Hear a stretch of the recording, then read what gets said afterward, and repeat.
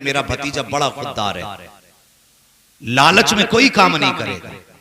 का फिर का एक तरीका है, जब मैं कहूंगा कि एक बेवा है जिसका कोई वारिस नहीं, उसके माल की हिफाजत करनी है, अलबत्ता तरस खा के वो तुम्हारे माल की हिफाजत जरूर कर डालेगा। क्या कहा कि लालची नहीं, और लालच का नाम सुनोगे तो होगा ही नहीं। कब मैं बताऊंगा कि बेवा है, उसका कोई आसरा नहीं, लोग माल चुरा लेते हैं। कहा ठीक है, जैसे तुम्हारी मर्जी। अबू तालिब आया के हुजूर से बात की, मेरे हुजूर ने फरमाया मैं खुद बात करना चाहता हूं। अब हुजूर की शान सुनो, और जवानों हुजूर से प्यार करो। गाने सुनना भूल जाओगे कसम से जिस दिन हुजूर को समझ गए। हाँ, लीडे तो होंगी कानों में, लेकिन गाने नहीं होंगे, मुस्तफा की नात के तराने गूंजा करेंगे। अकेले लेटा करोगे, तकरीरें सुना करोगे। अल्लाह अकबर। हुजूर ने कहा चचा मैं खुद मिलना चाहता हूँ। जनाब अबू तालिब ने खदीजा से कहा मेरा भतीजा कल मिलने आएगा। अल्लाह अकबर। लेकिन याद रखना वो पर्दे की हालत में मिलेगा, बेपर्दा सामने मत आ जाना। उस वक्त खदीजतुल कुबरा के अपने तकवे का आलम ये था, जिस दौर में लोग नंगे होकर काबे में तवाफ करते थे, कपड़े उतार कर मर्द औरत तवाफ किया करते थे, उस दौर में खदीजतुल कुबरा की पारसाई का आलम ये था, किसी ने खदीजतुल कुबरा का चेहरा नहीं देखा था। ये खदीजतुल कुबरा की पारसाई थी, किसी ने नंगे सर खदीजतुल कुबरा को नहीं देखा था। ये उनके घर की पाकीज़गी थी। कब मेरा भतीजा आएगा। अल्लाह अकबर। खदीजतुल कुबरा कहती हैं कि मैंने कहा ठीक है भेज दीजिए। हुजूर तशरीफ लाए, मेरे दरवाजे पे पर्दा पड़ा हुआ था। जैसी पर्दे के पीछे हुजूर आए हैं, वो कहती मेरा रुख दीवार की तरफ था, और कहती कि जैसी दरवाजे पे हुजूर आए हैं, मैंने क्या देखा, हुजूर के चेहरे की रोशनी पर्दा पार करके मेरे मकान के दीवार पे पड़ने लग जाती है। मैं सोचने लगी या अल्लाह, सूरज भी इस तरफ से निकल रहा है, रोशनी इधर से आ रही है, फिर ये रोशनी किस चीज की है, ये चांदनी किधर से फूटी है। कहती मैंने मुड़ के देखा तो क्या देखती हूँ, कोई नूर वाला चेहरा था जो पर्दे के उस पार था। रोशनी मेरे घर को मुनव्वर करती जा रही है। ये मेरे हुजूर का हुस्न था। फरमाती पर्दे के अंदर से बात हुई, हुजूर ने कहा ठीक है मैं आपका माल ले जाने के लिए तैयार हूं। वक्त हो गया, सारी चीजें मुकर्रर हो गई। थके तो नहीं हो भाई, अभी कम से कम सर ही हिला दो, आप पढ़े लिखे नहीं है तो थके तो नहीं है। अल्लाह सलामत रखे। जिन्होंने हाथ उठाए वो समझ गए, अब सवाल इल्म का आ गया, अब काबिलियत को चैलेंज है। खैर कोई बात नहीं, जब बात बोलने कही जाए करे तो बोल दिया करे।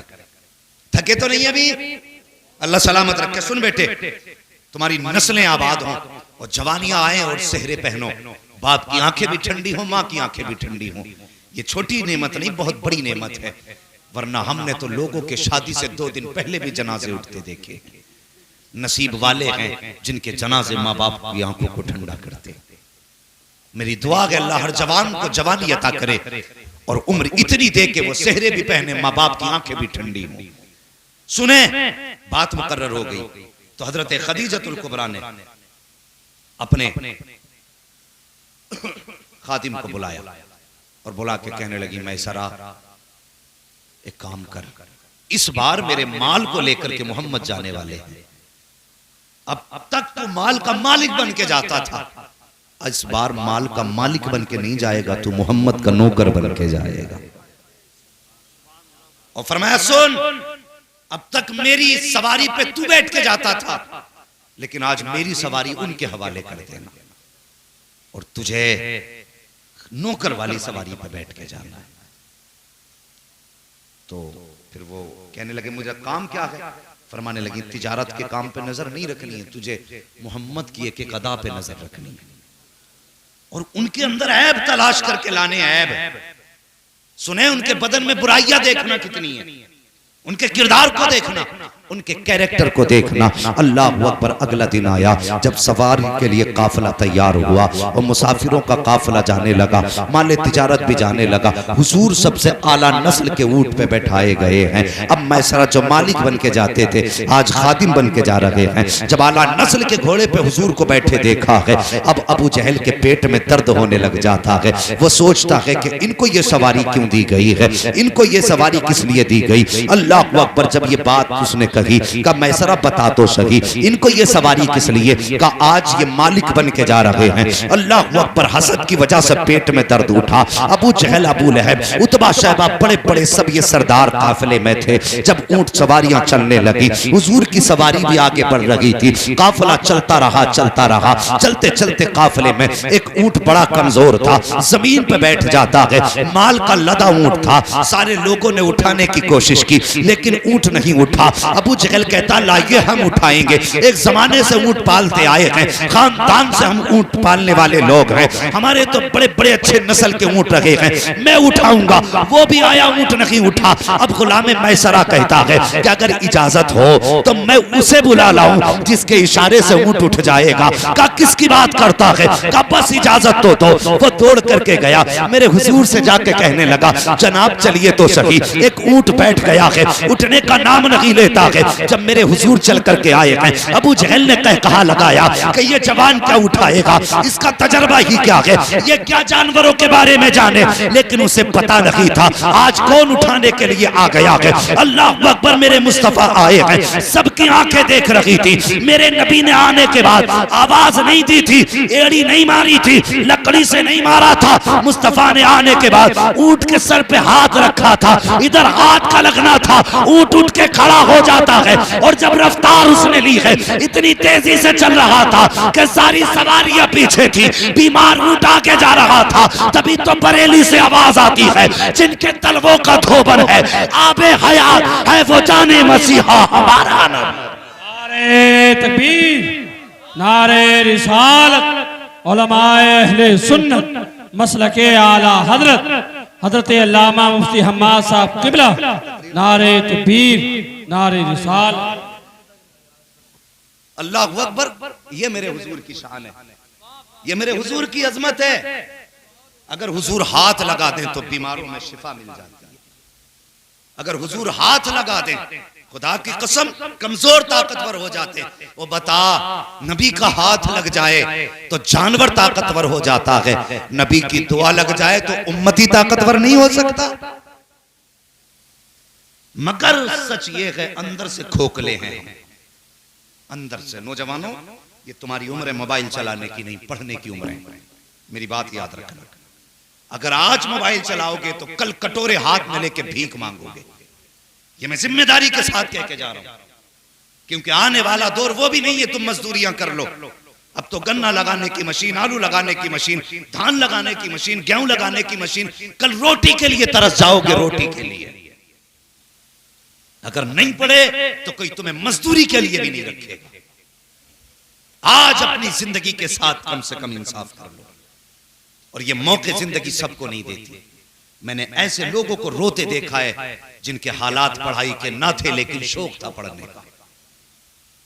और ऐसे माँ बाप को भी रोते देखा है जिनको माँ बाप पढ़ाना चाहते थे, औलाद ने पढ़ के नहीं दिया। इसलिए मेरी गुजारिश है, मोबाइल एक तरफ उठा के फेंक दो। कल जब काबिल होगे तो मोबाइल की औकात क्या है, कंप्यूटर तुम्हारी ठोकरों में पड़े नजर आएगा। इसलिए पढ़ो और अपनी जिंदगी को मोबाइल के बटनों में बर्बाद ना करो। अल्लाह अकबर। पूरा सफर तय हुआ बड़ी तेजी के साथ, पूरा सफर तय हो गया, काफिला आ भी गया, चला भी गया। और जानते हो, जब हुजूर गए ना बाजार में, तो मैसरा ने ना, लोग जो पूछते थे ना क्या रेट है, तो वो कम करके बताते थे। लोग फिर भी देखते थे, चले जाते थे। लेकिन इस बार दुकान हुजूर ने खोली, हुजूर ने दुकान खोली। कोई आके पूछता रेट, हुजूर अपनी मर्जी से कीमत बताते। तो जो साथ वाले थे कहते चला लोगे दुकान। मगर खुदा की कसम, दुकान चलाने वाला अमीना का लाल था। जो आता था खाली जाता ही नहीं था, कहता था यार कीमत कुछ भी है, बातें बड़ी प्यारी लग रही है। सौदा लेके ही जाता था, सबसे पहले माल बेचा और हर बार से ज्यादा दोगुना मुनाफा अल्लाह ने अता फरमाया। जब आए दुगना मुनाफा लेकर के, हजरत खदीजतुल कुबरा छत पे अपनी सहेली के साथ खुद फरमाती हैं, मैं इंतजार में थी काफिला आने वाला, मैंने उधर देखा जिधर से काफिला आ रहा था। फरमाती काफिले में किसी की सूरत साफ नजर नहीं आ रही थी, लेकिन मेरे महबूब की सूरत किलोमीटर नहीं मीलों के फासले से चांद से ज्यादा रोशन नजर आ रही थी। ये कुत्ते क्या जाने जो मेरे हुजूर के बारे में बोलते।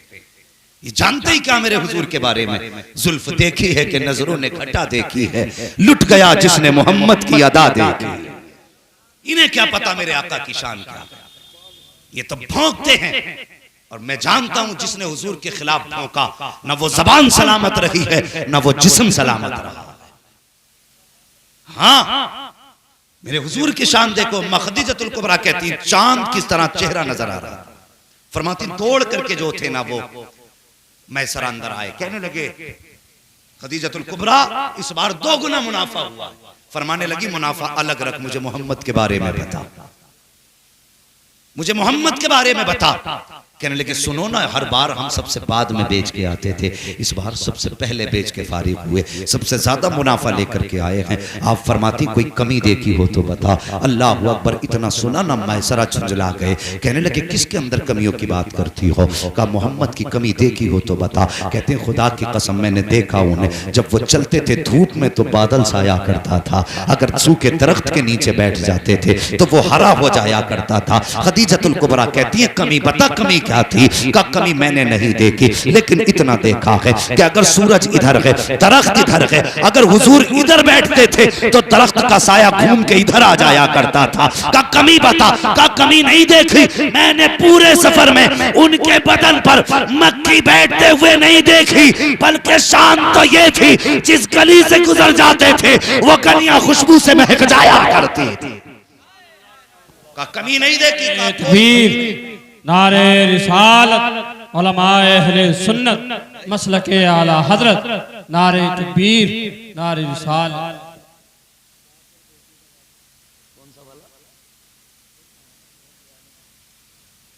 सुने? अच्छा जी सुने, अल्लाह सलामत रखे। तो फिर आपके जहन में ख्याल आया कि मैं निकाह करूंगा। जिसके दिल में यह ख्याल था मुझे निकाह ही नहीं करना, फिर उन्होंने फैसला किया अब मुझे निकाह करना है। ये पैगाम हजरत खदीजतुल कुबरा की तरफ से आपकी सहेली के जरिए हुजूर तक आया। तो मेरे हुजूर की शराफत देखो जवानों। आज तुम कह देते हो अब्बा कौन होते हैं रिश्ता करने वाले? रिश्ता तो हम करेंगे। तो ये जो कह देते सुने, हुजूर के पास जब रिश्ते का पैगाम आया, मेरे हुजूर ने फरमाया मुझे ये फैसला नहीं करना, ये फैसले के लिए मेरे घर में मेरे बड़े लोग मौजूद हैं। का जो चचा कहेंगे वो होगा। हुजूर के चचा की मर्जी से रिश्ता हुआ, फिर निकाह हुआ। 25 साल मेरे हुजूर ने हजरत खदीजतुल कुबरा के साथ गुजारे। 25 साल। और 25 साल में एक दिन भी मेरे हुजूर से हजरत खदीजा को रत्ती भर शिकायत नहीं हुई। ये जिंदगी गुजारने का उसूल। अल्लाह अकबर। ये निकाह हुजूर का हुआ। आज हुजूर के कदमों की बरकत है कि तुम्हारे मेरे घर में निकाहों की बरकतें नजर आ रही, निकाहों की बरकतें नजर आ रही है। बेटों से गुजारिश करूंगा, सारे बेटों से मेरी गुजारिश है, निकाह के लिए ना माँ बाप को बड़ी खुशी होती है, निकाह के बाद इनका दिल मत तोड़ना, 4 महीने बाद अलग होके मत बैठना। इसलिए कि जब तुम दूल्हा बने थे तो सबसे ज्यादा बलाएं तुम्हारी माँ ने दी। जब तुम दूल्हा बन के चले थे तो तुम्हारे दूल्हा बनने की खुशी सबसे ज्यादा तुम्हारी बहन को थी। जब तुम्हारे सर पे सेहरा था तो बहन तुम्हारे सेहरे पे खड़े होकर के नजरें उतार रही थी। आज मुझे बता वो बहन बेगानी कैसे हो गई? आज उस बहन को आंखें निकाल के क्यों देखते हो? क्या इसने तेरे सेहरे की खुशियां नहीं की थी? क्या मां ने निकलते निकलते तुझे दुआएं नहीं दी थी? क्या बाप तेरी शादी में इतना खुश नहीं था कि उसके पैर जमीन पे नहीं थे? जब वो इतना खुश था, आज इतना बेगाना क्यों हो गया कि वो तेरे जहेज के लाए हुए बेड पे बैठ नहीं सकता? तेरे सोफे पे एक दिन बाप नहीं बैठ सकता? ये तेरा बाप है, बाप शरीक नहीं, जिसके बारे में मेरे नबी ने कहा ये तेरे माल का भी मालिक है, तेरी जान का भी मालिक है। आज इसमें इतने कांटे हो गए। निकाह के बाद बाप भी कुछ नहीं, मां भी कुछ नहीं, जो कुछ है बीवी है। याद रखो, जो बीवियों की गुलामी किया करते हैं वो दुनिया के तलवे चाटा करते हैं, और जो माँ बाप की गुलामी किया करते हैं वो सारे जमाने पे हुकूमतें किया करते हैं। वो माँ बाप जैसी दौलतें नसीबों से मिला करती है, नसीबों से माँ बाप जैसी दौलत मिलती है। खुदा के वास्ते अगर खुदा सेहरे की दौलत बख्शे तो माँ बाप की खुशी वाला दिन ना भूलना। बीवी के कहने में आके उन्हें कुत्ता ना कहना, उन्हें जानवर ना कहना, इसलिए कि तू जिसके आंगन में आके बैठी है ये तेरे बाप की खरीदी हुई जायदाद नहीं है, ये इन्हीं माँ बाप की 18 साल की कमाई हुई दौलत है। सोचना चाहिए और अपनी बेटियों को जाके हम समझाएंगे कि बेटी किसी का दिल ना तोड़ना। और भाइयों से मेरी गुजारिश है, माँ बाप के इंतकाल के बाद सबसे पहले जो लावारिस होती हैं वो बहनें होती हैं। समझ रहे मेरी बात? सबसे पहले लावारिस बहनें होती हैं। बाप इंतकाल कर जाए तो बहनों को लावारिस नहीं करना। उसके इंतकाल के बाद कभी बहनें दरवाजे पे आए, बीवी से कह देना तुझे मेरी बहन से बात करनी है तो करना, ना करनी है मत कर, लेकिन मेरी बहन की और मेरे बीच में मदाखलत करने का तुझे अधिकार नहीं है। इसलिए कि तू अब आई है जब मैं कमाने की उम्र में हूं, और इसने मुझे तब से पाला है जब ये मेरी नाक साफ करती थी। हर भाई को बहन की कुर्बानी याद रखनी चाहिए। हमने बहनों को मां बन के भाइयों को पालते देखा है, मां बन के। इसलिए कि मां जब काम में होती है, आज भी बहनें छोटे भाइयों को सीने से लगा के कभी चौराहों पे लेके घूमती हैं, कभी मार्केट में जाती हैं, कभी दरख्त के नीचे, और यार कभी गर्मी पड़ती हो शिद्दत की तो देखना बहनों को जब गोद में छोटे भाई होते हैं तो भाई के माथे पे बहन को पसीना गवारा नहीं होता है, बहन पसीना टपकता है उसके माथे से, लेकिन आंचल की हवा बहन दे रही है, दुपट्टे से पसीना बहन साफ कर रही है। आज तुझे हया नहीं आती, बहन को तूने लावारिस किया है। कल जरा याद कर इसकी जिंदगी को, कल जब तू परदेश से आया करता था तो सब तेरे जेब की तरफ दौड़ा करते थे, लेकिन बहन तेरे कपड़ों की तरफ जाती थी, कहती थी भाई कितने गंदे कपड़े हैं, ला उन्हें धोना मेरा हक है, तेरे कपड़े मैं साफ करूंगी। सबसे पहले बगैर कहे जो तेरे कपड़े साफ किया करती थी वो तेरी बहन होती थी, तेरे कहे बगैर जो खाना लगाती थी वो तेरी बहन होती थी, जिसने आधी रात उठ करके तुझे खाना बना के खिलाया वो तेरी बहन की जात थी, जो तेरे आने के इंतजार में आधी आधी रात बैठी रही वो तेरी बहन की जात थी। जब तू पैदा ना हुआ तो सजदे में जिसने मांगा वो तेरी बहन थी, तू पैदा हुआ तेरी पैदाइश की खुशी जिसने ज्यादा मनाई है वो बहन की जात है, जिसने तेरे दूल्हा बनने के ख्वाब देखे हैं वो तेरी बहन की जात है, जिसने तेरी नजरें बहन की जात है, और जिसने तुझे दूल्हा बना करके मुबारकबाद सबसे पहले दी है वो तेरी बहन की जात है। सारी दुनिया का प्यार एक पल्ले में रखो फिर भी बहन के प्यार के बराबर हो नहीं सकता। नारे तकबीर, नारे रिसालत, उलमाए अहले सुन्नत मसलके आला हजरत हजरत अल्लामा मुफ्ती हम्माद साहब किबला, नारे तकबीर, नारे रिसाल। बहन बहन होती है। आज कितने फोन ऐसे आते, मौलाना आप बड़ा अच्छा बोलते हो, आपकी बातों में असर है, मेरे भाई के पास एक फोन कर दो आप। क्या बात है बहन? का 6 साल हो गए मेरा भाई बुलाने नहीं आया, जिस दिन से बाप गए हैं मैं कहीं छूट गया, और लानत हो ऐसी जायदाद पे जो बहनों को रुला के उन पे सांप बन के बैठा जाए। हमारे जहन में ये रहता है ना, बहनें आएंगी तो खर्च होगा, दस्तरखान में कमी आएगी। खुदा की कसम बहनें आती है ना खाली नहीं आती है, खुदा की रहमतें साथ लेके आया करती है। हाँ, खुदा की रहमतें साथ लेके आती हैं। और बापों से भी मेरी गुजारिश है, जब जायदाद बांटा करो ना तो मकान में जब 4 कमरों में 3 कमरे बेटे को देके जाना तो एक कमरा बेटी को भी देके जाना, ताकि कल अपना हक बता के आ सके। मैं तुम्हारे कमरे में नहीं आई, अपने बाप के दिए हुए जायदाद के हिस्से में आई। फिर वो शर्म नहीं आएगी, फिर भाभियों में हिम्मत नहीं जो धक्का दे के निकाल सके। कम से कम बहन को एक कमरा जरूर दे के जाना, ताकि कल बहन आए तो उसका सर शर्म से न झुके। और कितनी बहनों को भाइयों ने धक्के दे के घरों से निकाला। हाँ, लॉकडाउन गुजरा, कितनी बहनें बेवा थी, बच्चे भूख की कगार पे आ गए, कहा भाई अमीर है चलो उससे कुछ नाज ले लें, तो भाभियों ने दरवाजे से धक्का दे के कहा जा चली जा, तेरा बाप कमा के नहीं रख के गया था जो यहाँ लेने चली आई। और गैरत कर, खुदा की कसम तुझ पे इसका एहसान हो सकता है और तेरा इस बच्ची पे एहसान नहीं है, इसलिए कि तू उसकी जायदाद खा रही है, वो तेरी जायदाद नहीं खा रही। कयामत के दिन हर बाप से पूछा जाएगा बता बेटी के हिस्से में से कितना दे के आया। ये याद रखना, मौलवी हो, मुल्ला हो, मिस्त्री हो, इंजीनियर हो, सबसे पूछा जाएगा जब मैंने 1/3 तेरी बेटी का हिस्सा रखा था तो बेटों को दुगना था, बेटी को 1 गुना था तो बेटी का खा के हज करके क्या करने आया। याद रखना, अपने अपने इंतजाम कर ले। जो बेटी का हक है वो दे के मरना, वरना कब्र में चैन से लेट नहीं पाओगे, लेट नहीं पाओगे कब्रों में चैन से। वो एक बाप था ना, अल्लाह अकबर, फरमाइश भी और बात भी आ गई है इसलिए बताने लगा। बड़ा अमीर था, 4 मील थे उसके पास बड़े बड़े, और 4 बेटे थे। उसने 4 मील 4 बेटों के नाम कर दिए। एक बेटी थी, 10 साल पहले उसकी शादी करी, और 10 साल बीत गए, दरवाजे पे नहीं गया बेटी के। मैंने कहा था जवानियां भी हमेशा नहीं रहनी है और उम्रें भी हमेशा नहीं रहनी है, कोई भी चीज कहीं भी फेल हो सकती है। एक दिन अचानक दर्द उठा, बेटे बाप को हॉस्पिटल ले गए, क्योंकि करोड़ों का मालिक था बाप, और सारी जायदाद उसने बेटों के नाम कर दी।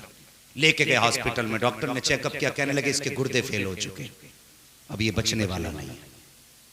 डॉक्टर ने कहा कि फिर भाई अब गुर्दा की जरूरत है, गुर्दा किससे दिलवाएगा। बाप को बेटे पे बड़ा फख्र था, 4 बेटे थे, कहने लगा है ना 4 बेटे, कोई भी गुर्दा दे देगा। बड़े बेटे को बुला के कहने लगा मैंने तुझ पे लाखों रुपए लगाए, बेटे मैं कुछ जीना चाहता हूं, 1 गुर्दा दे दे। जब इतनी बात बेटे से कही ना, बेटा कहने लगा तुम्हारी तो जिंदगी गुजर गई, हमारी बर्बाद करना चले, मैं गुर्दा नहीं दे सकता। उस दिन बाप को तकलीफ हुई, उसने सबसे बड़ी गलती कौन सी की। हाँ, 4 बेटों ने गुर्दा देने से इनकार कर दिया। वो कहने लगा मैंने जवानी तुम पे लुटा दी, जायदाद तुम्हारे नाम कर दी, एक गुर्दा नहीं दे सकते। कहा गुर्दे की कोई कीमत नहीं, ये नहीं दिया जाएगा। अल्लाह अकबर। बाप को जब बेटों ने जवाब दे दिया, बाप ने डॉक्टर से कहा यार मुझे वापस हॉस्पिटल के अंदर ही ले चल, मेरा इलाज कर, जिंदगी होगी बच जाऊंगा, नहीं होगी मर जाऊंगा। अब बेटों के सामने बैठने की हिम्मत नहीं है, डॉक्टर अंदर लेके चला गया। बेटे बाप को छोड़ के हॉस्पिटल आ गए तो खानदान में खबर फैल गई कि बाप के गुर्दे खराब हो गए हैं। बेटों ने गुर्दा देने से इनकार कर दिया। बात कोई रुका नहीं करती है, फैलते फैलते बेटी के कानों तक पहुंच गई कि मेरे बाप की तबीयत ज्यादा खराब है। भाइयों ने गुर्दा देने से इनकार किया है। और यार वो बेटी थी, बर्दाश्त न कर सकी, दूध पीता बच्चा गोद में था, सीने से लगा करके हॉस्पिटल आ गई। डॉक्टर से आके कहती डॉक्टर जल्दी कर, फला नाम का मरीज तेरे अस्पताल में है। कहा हाँ है। कहा जल्दी कर मेरा गुर्दा निकाल और उसके डाल दे। कहा किस लिए। कहा अगर देर हो गई तो वो मर जाएगा। अल्लाह अकबर। डॉक्टर कहने लगा बता तो सही तू कौन है, कहां की रहने वाली है। कहा डॉक्टर ये ना पूछ, जल्दी कर और मेरा गुर्दा निकाल के फला मरीज के डाल दे। अल्लाह अकबर। बच्ची के कहने पर बच्ची का गुर्दा निकाला गया और उस डॉक्टर ने उस मरीज के डाला। जब बच्ची वापस जाने लगी है तो वापस जाते जाते डॉक्टर कहने लगा बेटी बता तो सही तेरा नाम क्या है। कहा डॉक्टर नाम का क्या करेगा। कहा अगर मरीज ने मुझसे पूछ लिया कि मुझे गुर्दा किसने दिया है तो किसका नाम बताऊंगा। उसने कहा मैं नाम तो नहीं बता सकती, अलबत्ता कागज कलम दे दे, मैं खत लिखना चाहती हूँ। अल्लाह अकबर। बेटी बेटी होती है, उसने कागज कलम लिया है, खत लिखा, तय बनाई, डॉक्टर के हवाले करके कहा ले डॉक्टर अगर मेरे बारे में मरीज पूछे तो कुछ ना बताना, ये खत उसके हवाले कर देना। अल्लाह अकबर। डॉक्टर ने बच्ची के कहने पर खत संभाल के रखा। जब बाप ठीक हुआ, बाहर निकलने लगा तो कहने लगा यार सबसे पहले मुझे डॉक्टर के पास लेके चलो। कहा किस लिए। कहा मुझे डॉक्टर का शुक्रिया अदा करना है कि मेरे बेटों ने गुर्दा देने से इनकार कर दिया, न जाने डॉक्टर ने मेरी जिंदगी कैसे बचाई है, इसलिए शुक्रिया उसका अदा किया जाएगा।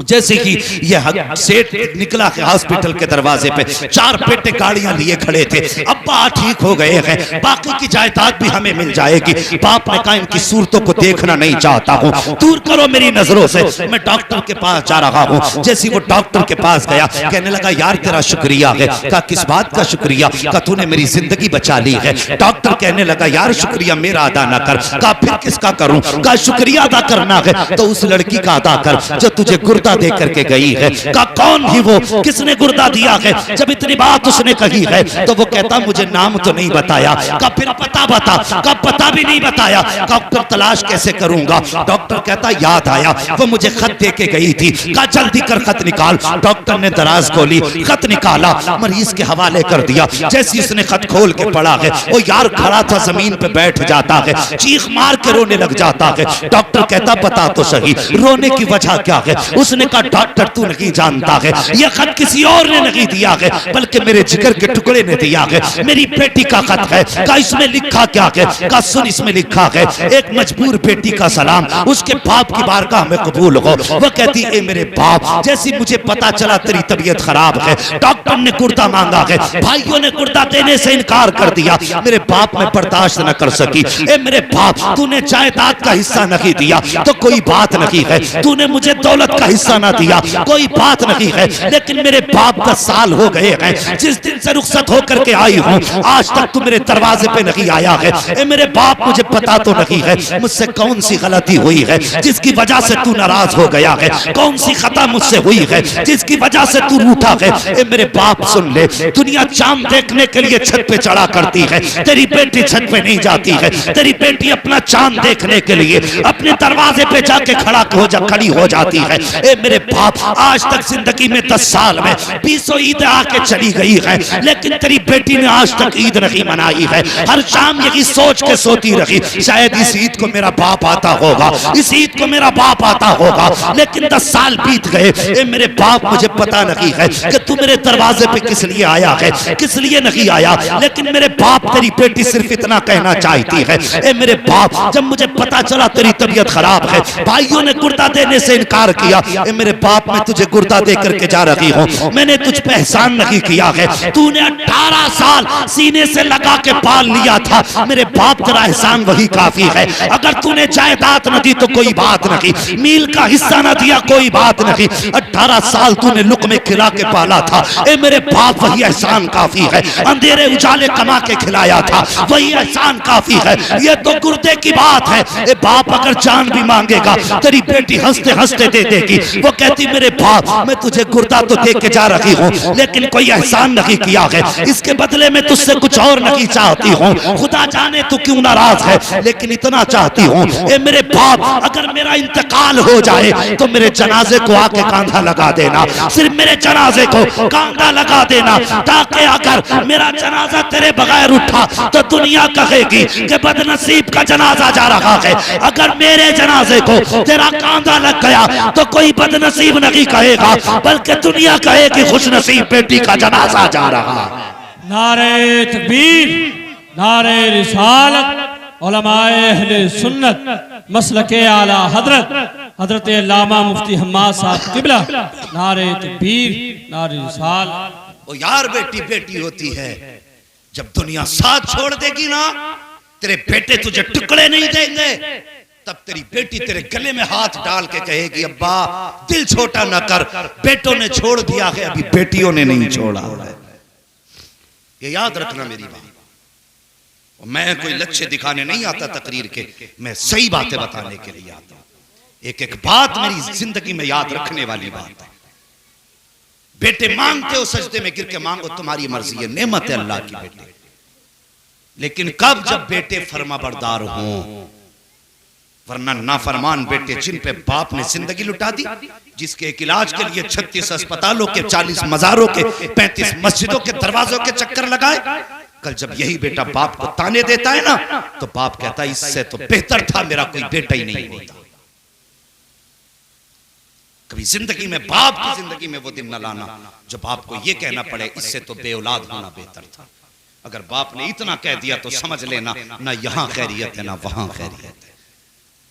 अगर दुनिया और आखिरत बेहतर करना चाहते हो, निकाह करो, शादियां करो, लेकिन गुजारिश है पारसा और नेक लड़कियों से शादियां करो, ताकि तुम्हारे घर में आए तो तुम्हारी जिंदगी में भी बहारें आए, तुम्हारे बाप की जिंदगी में भी बहारें आए।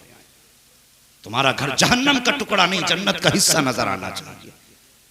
हाँ, हजरत अली फरमाते हैं रब्बना आतिना फिद दुनिया हसना से मुराद नेक सालिहा बीवी होती है। 5 वक्त नमाज में मांगते हो अल्लाह मुझे दुनिया की भलाई अता फरमा, हजरत अली फरमाते हैं इस दुनिया की भलाई से मुराद नेक बीवी होती है। जब नेक बीवी 5 वक्त मांगते रहे तो निकाह के वक्त जहेज को न देखना, उसकी बिल्डिंग को न देखना, उसके बाप के नाम को न देखना, बस माँ से कहना माँ जा देखने जा रही है। जब उसके बदन को देखे तो नजर डाल के उसके माथे को भी देखना, जहां उसने दुपट्टा रख रखा है उस माथे पे सजदों के निशान हैं कि नहीं। और जब वो बात करे तो सिर्फ होठों की शगुफ्तगी नहीं, बल्कि उसका लहजा देखना, उसके मुंह से कुरान की तिलावत की खुशबू आती है कि नहीं। कुरान वाली बीवी लेके आ, खुदा की कसम तावीज़ की जरूरत नहीं पड़ेगी, दम की जरूरत नहीं पड़ेगी। तेरे घर में जैसी बेटी कदम रखेगी, कदम इसका होगा, बरकतें अर्श से उतार दी जाएगी। औरत कितनी अजीम शय है बीवी। बहू फरमाया गया जैसी बहू पहला कदम रखे घर में, का उसके पैर धुलो पानी में और उस पानी को घर के चार कोनों में छिड़क दो। फरमाया गया जिस घर में ऐसा किया जाता है अल्लाह उस घर में बरकतें अता फरमा दिया करता। मगर ये कब होगा? जब औरत को हम बेटी समझेंगे, यानी बहू को जब हम अपनी बेटी समझेंगे, सास ससुर, तब ये बरकतें आएगी। और गुजारिश है, अगर तुम्हारे घर में सास ससुर से गुजारिश करूंगा, नई लड़की आने वाली है, ये कोशिश मत करना पहले ही दिन से बेटी वाला किरदार दिखाई दे। नई है ना, समझने में वक्त लगेगा, तुम्हें पहचानने में वक्त लगेगा। अगर देर कर दे तो फैसले जल्दी मत करना, बल्कि जब वो तुम्हारे घर में आए तो फिर लहजे तुम्हारे हों और उसे अदाएं अपने बाप की नजर आ जानी चाहिए। सास से गुजारिश करूंगा, अहमद रजा की मां से मेरी गुजारिश है, बहू को हमेशा बेटी की नजर से देखना। फिर देख, अगर तुम बेटी का प्यार दोगी वो तुम्हें मां वाली इज्जत अता करेगी। ये ख्याल रखना। हम गलती यही करते कि हम आने वाली लड़की को बहू के नजरिए से देखते तो वो सास की नजर से देखती है। तुम बेटी की नजर से देखो, वो मां की नजर से देखेगी। और जब जिस दिन ये रिश्ते शुरू हो जाते तो फिर झगड़े नहीं होते। खुदा की कसम, फिर तो ऐसे ऐसे नक्शे होते कि बहुएं सासों के पैर दबाया करती हैं। और हुजूर की जिंदगी हमारे लिए बेहतरीन नमूना। लक़द कान लकुम फ़ी रसूलिल्लाहि उस्वतुन हसना, मेरे महबूब की जिंदगी तुम्हारे लिए बेहतरीन नमूना है। अहमद रज़ा साहब जिंदगी गुजारने के लिए ना हुजूर की जिंदगी को देखना। हाँ, वरना अक्सर दुनिया में होता यह है कि बेटा बहू बीवी और माँ के बीच पिसता है। माँ कहती ये कर, बीवी कहती है ये कर। तो कभी माँ और बीवी के बीच की दीवार मत बनना, बल्कि इन दोनों के बीच का पुल बनना जो दोनों किनारों को एक कर दिया करता। हमें माँ को भी नहीं रूठने देना है, और वो जो सब कुछ छोड़ के आई है उसे भी तकलीफ नहीं देनी है। सब कुछ तुम्हारे लिए छोड़ के आएगी, उसे अजनबी होने का एहसास ना होने देना। जब तुम्हारे घर में इतनी इज्जतें मिलेंगी तो फिर बेटियां फांसियां नहीं लगाएंगी, फिर खुदा की कसम बेटियां दुआएं करेंगी, अल्लाह जल्दी कर हमारे हाथ पीले हों और हमें इज्जतों वाले शोहर नसीब हो जाए। बस हुजूर की जिंदगी को अपनाना है। मेरे हुजूर ने सबका हक बराबर अदा किया। 25 साल हज़रत खदीजतुल कुबरा के साथ गुजारे, 25 साल। हाँ, लेकिन कभी शिकायत का मौका नहीं दिया।